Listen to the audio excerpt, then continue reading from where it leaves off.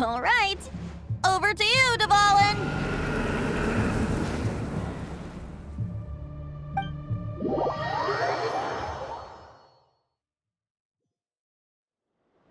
The Knight of Boreas awaits below. We must part ways here. Barbatos and I have other plans. We will meet you again later. All right. Hey, wait. How are we getting down?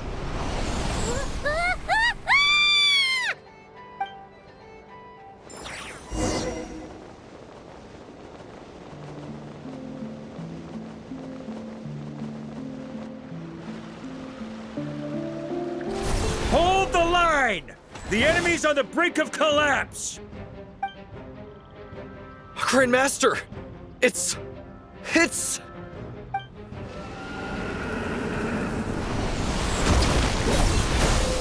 Haha! Reinforcements! It's about time! And I'm on too! We're just about hanging in there. Most of their grunts are taken care of now. Their leader's gonna have to make a decision soon. Fight or flight?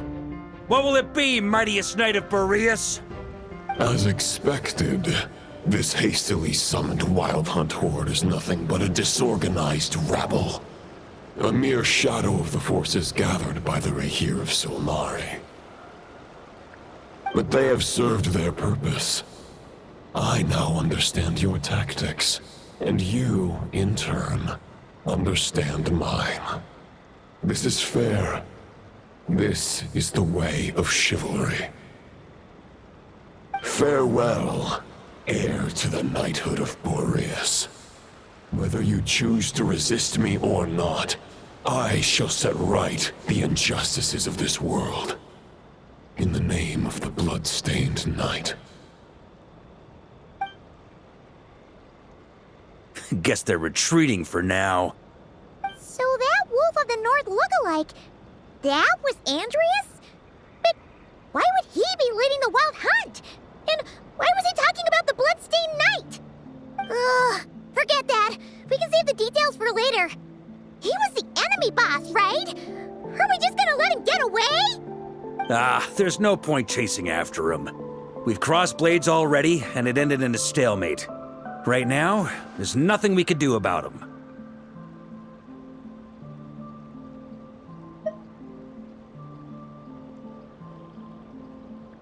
True. We're still not certain of his true identity, but whether he's a god corrupted by the Abyss or a legendary knight, killing him might be just about possible, especially now that you're here. The difficult part is, we can't kill him right now. Huh? What do you mean? Is he immortal or something? No. Judging from our skirmishes so far, I don't think he's got any special abilities of that caliber. Nor does he have the ridiculous level of power wielded by the Five Sinners. But, compared to Rerir, our current foe clearly has a better understanding of how to exploit Nodcry to his advantage, particularly when it comes to Andreas' remnant soul.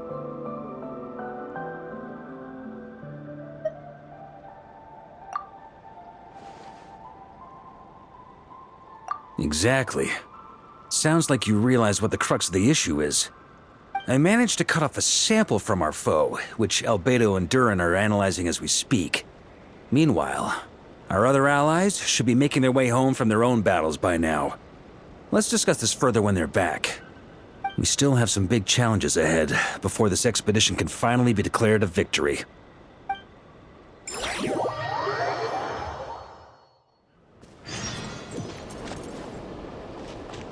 The meeting's probably gonna be in the biggest tent, right? Looks like a bunch of people are there already. Why don't we go chat with them?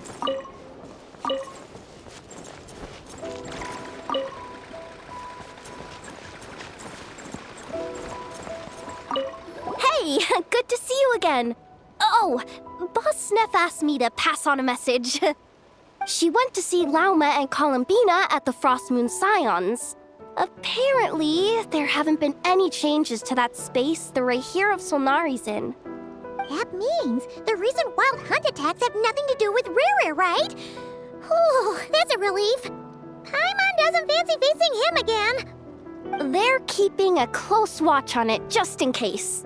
With so many moon experts on the case, we're in pretty safe hands, huh? Oh yeah, Lauma and Columbina asked me to pass on a message too. Focus on the enemy you are facing. The moon will protect you all.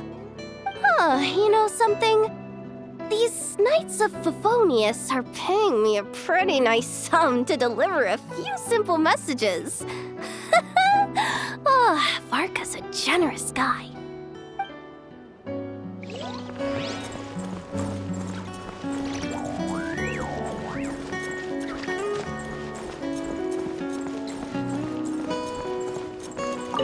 Short distance propulsion module on cooldown.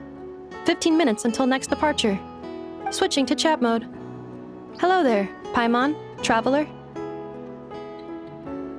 Varka placed a sizable order with the Clink Clink Krumkake craft shop.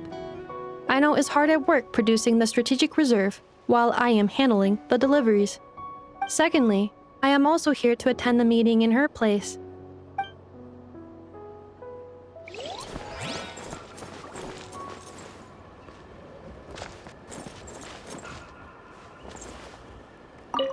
Huh?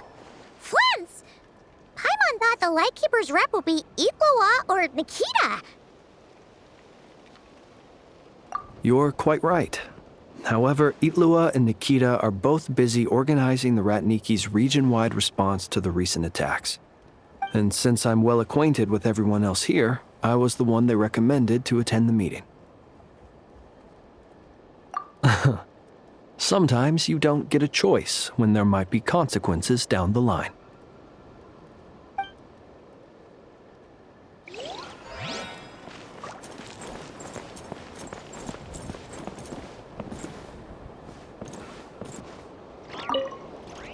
Hey, Honorary Knight. Looks like pretty much everyone's here. Oh, Beto and Durin are just wrapping up their analysis. You want to wait for them here? Great.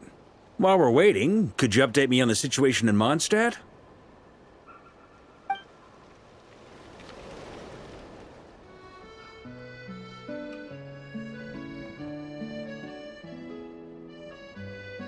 And that's where things stand.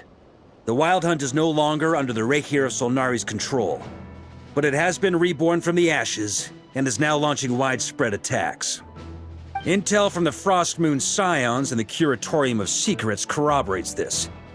No disturbances have been detected in the space where Rere resides.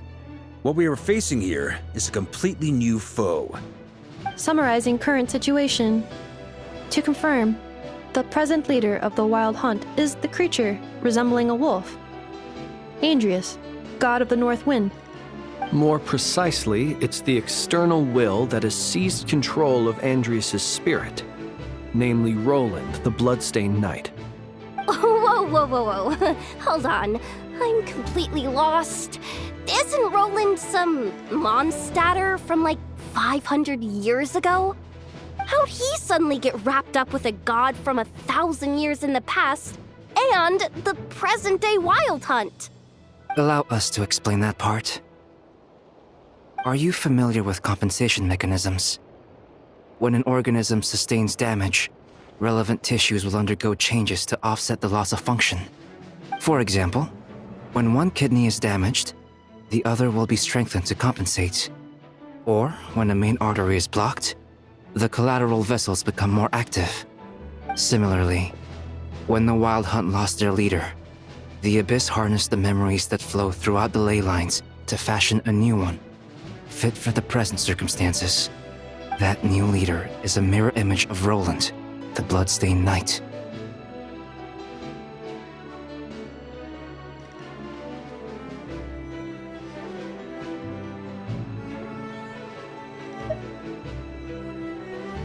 Right. No matter how strong the compensation is, it will never quite match the functionality of the original organ. The Roland replica can't possibly imitate Rere's overwhelming power, nor his ability to disguise himself as others. So, the Abyss made use of the connection between Roland and Boreas to compensate for this lack of power. The replica corrupted and took control of Andreas as he slumbered by the bank of Eimsvartnir, ultimately manifesting as the giant beast that you all witnessed. However, exactly why the Abyss chose Roland to mimic, and indeed how it was able to do so, remains unclear. I guess he must have gotten caught up with the Abyss or Nodcry somehow during his wanderings through Tevat. But we can keep those questions on the back burner. Okay, Paimon gets all that, but what did you mean when you said we can't kill him right now?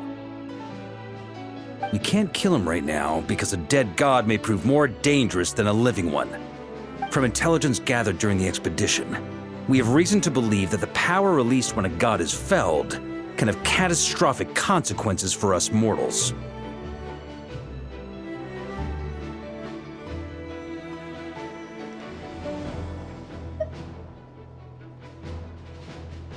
Worse still, the wrath that remains after a god's passing becomes a source of endless turmoil.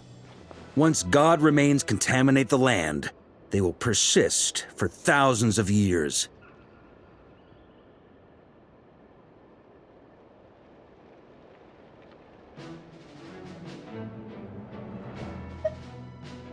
This land has already been ravaged by the Wild Hunt.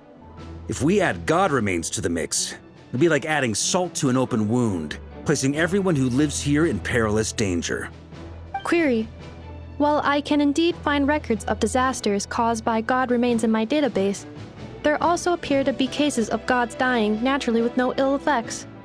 In that land, the passing of the Pyro-Archon's flame is a common occurrence throughout history, and even the part of Andreas who remains in Mondstadt has experienced death once before, has he not? Great question. Glad you asked. Honorary Knight, you said Lupus Boreas gave you a token to pass on to me? Please, present it now. It should help explain things faster.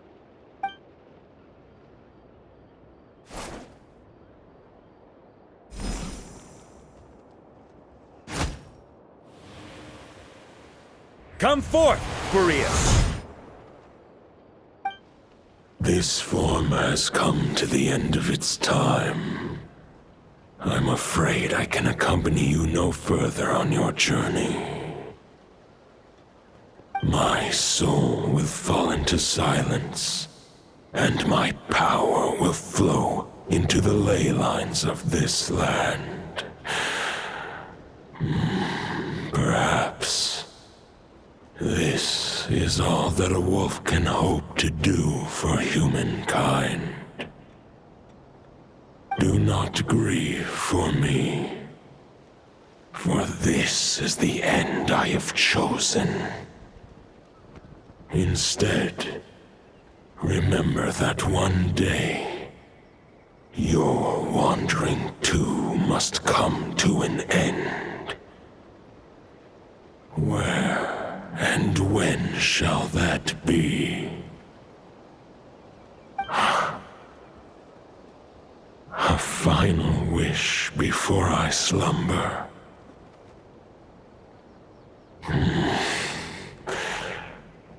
Sing me a song. That melody you so often hummed in the taverns.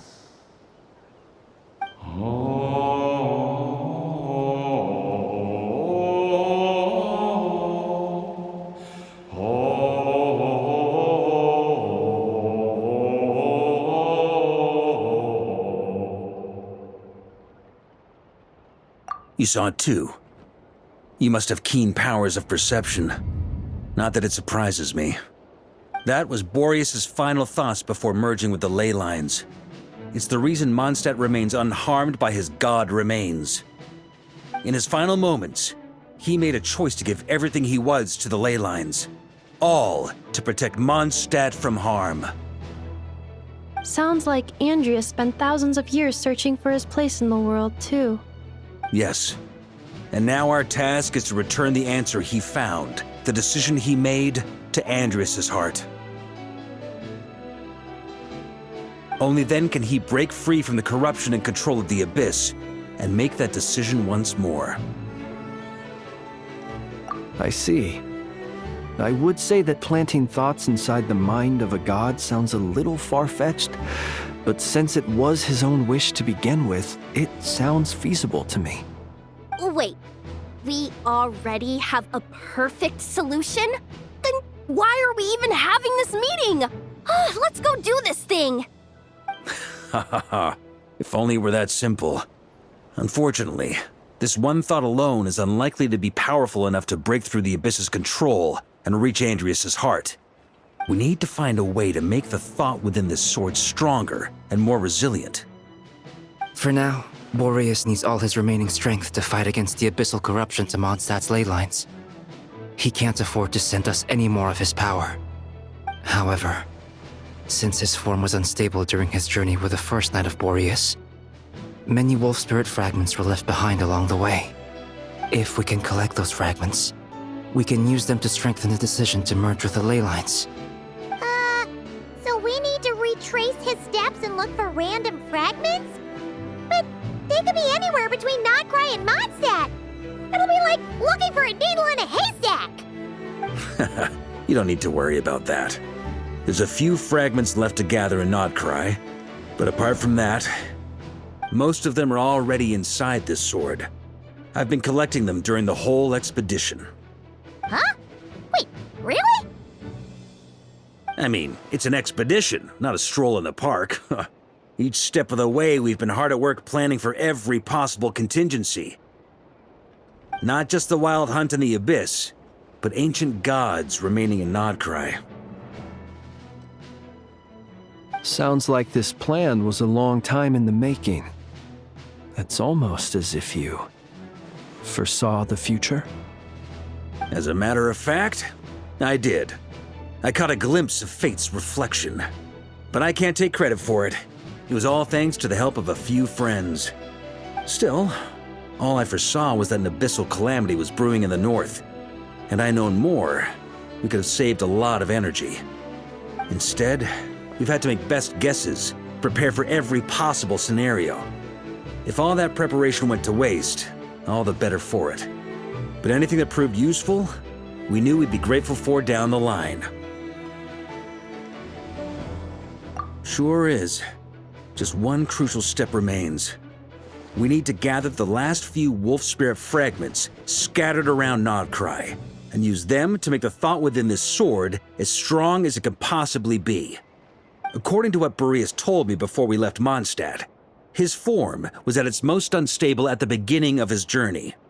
That means the fragments here should be the most powerful ones. But of course, we've been tied up fighting battles since the day we set foot in Nodcry. First with the Wild Hunt, then with the Doctor. So, it wasn't until recently that we were finally able to confirm the status of the Wolf Spirit fragments. We now know there are 3 left to find. Okay, so 3 more mini expeditions to go. I managed to gather 1 fragment before Roland reappeared. I also have a confirmed location for the second, which I'll take care of in short order. As for the 3rd fragment, we've identified a general search area to focus on, but we'll need all hands on deck to pinpoint the exact location. The final snag is that since our foe is a replica of Roland, he too will be aware of Andrias' history.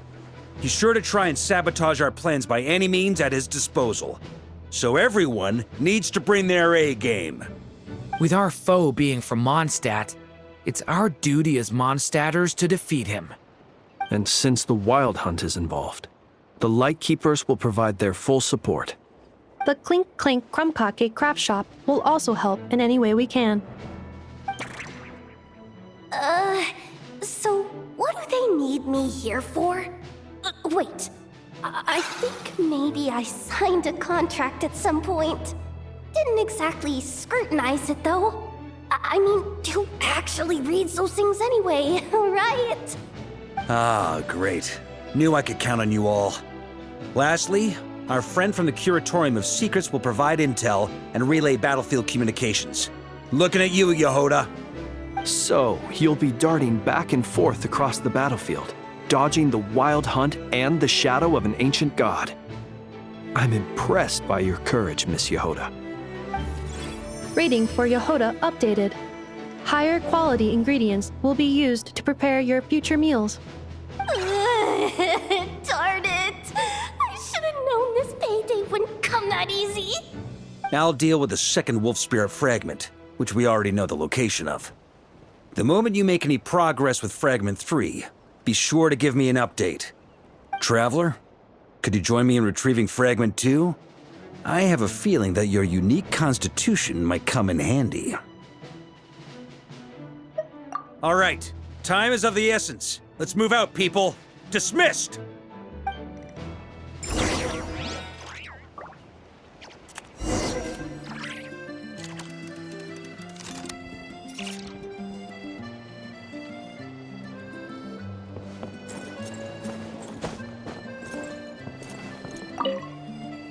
Remnant fragments of an ancient god.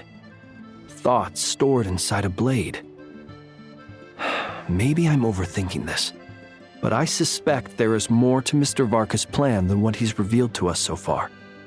Then again, the enemy can harness the Wild Hunt to spy on us wherever we go. As our commander, I'm sure he has his reasons for choosing not to tell us everything.